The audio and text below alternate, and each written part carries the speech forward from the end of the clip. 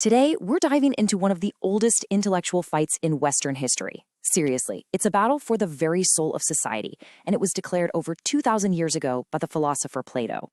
He kicked off what he called an ancient quarrel between philosophy and poetry. And believe it or not, that conflict still shapes how we argue about truth, art, and even media today. So here's our game plan. First, we need to understand how poets basically ruled ancient Greece. Then we'll see philosophy step into the ring as a new challenger. After that, we'll get into Plato's secret weapon, his theory of forms, before we lay out his devastating case against the poets. And finally, we'll see why this ancient fight is actually far from over. You know, to really get why Plato's attack was such a bombshell, we have to go back to a time when poetry wasn't just some artsy hobby. In ancient Greece, poets were the culture's teachers. They were the ultimate authorities on, well, everything. Morality, religion, history, how to be a good citizen, you name it, the poets taught it. And for centuries, they had a complete monopoly on shaping Greek values. I mean, from the epic tales of Homer all the way to the great tragedies in Athens, poetry was the operating system for their entire culture. It was so important that you had plays like The Frogs that were literally about which dead poet was the best teacher for the city. This was serious business. But then a totally new kind of thinker stepped into the arena. This new discipline, philosophy, didn't care about storytelling or appealing to the gods. Nope. It demanded logic, cold hard reason, and universal truths. And its heavyweight champion? A guy named Plato. And Plato didn't just have a few criticisms. He framed this as a fundamental ancient war. For him, this was a high-stakes battle for control over the human soul. Who gets to define reality? Who gets to teach us how to live? At the heart of it all was one thing: the truth. So to understand why Plato saw poetry as such a threat, we first have to get our heads around his most powerful weapon, his core philosophy. It's the lens through which he saw absolutely everything, and it's called the theory of forms. Okay, so here's the basic idea.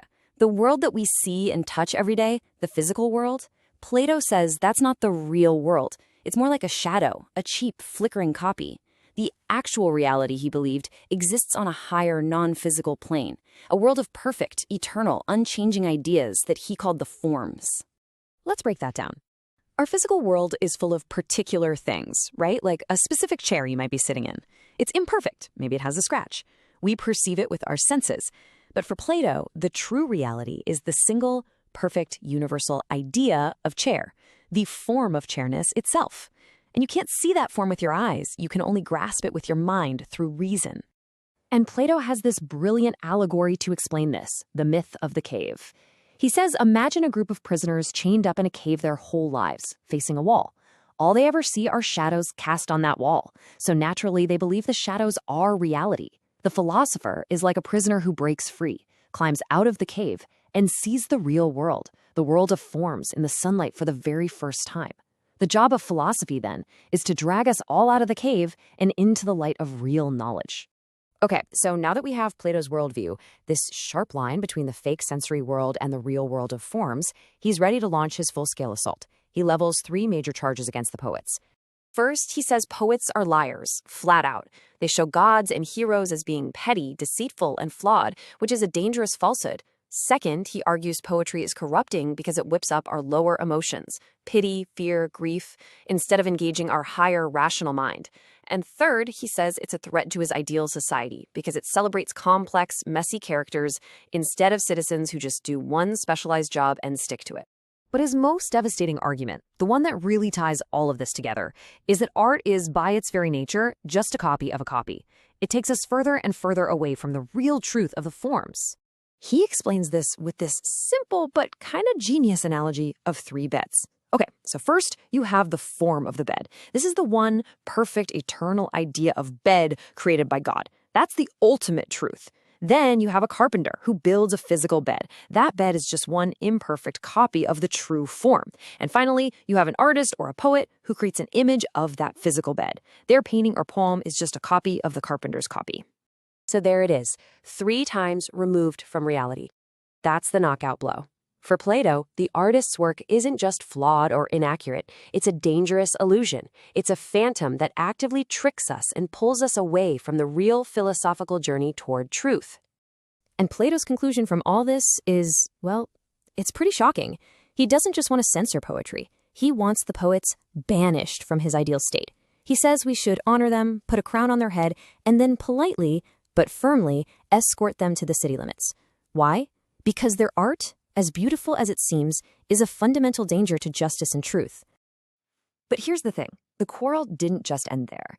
Plato's attack was so powerful, so fundamental, that he basically set the terms of the debate about art and truth for the next 2.5 millennia. And the very first person to fire back in this epic debate was none other than Plato's own star student, Aristotle.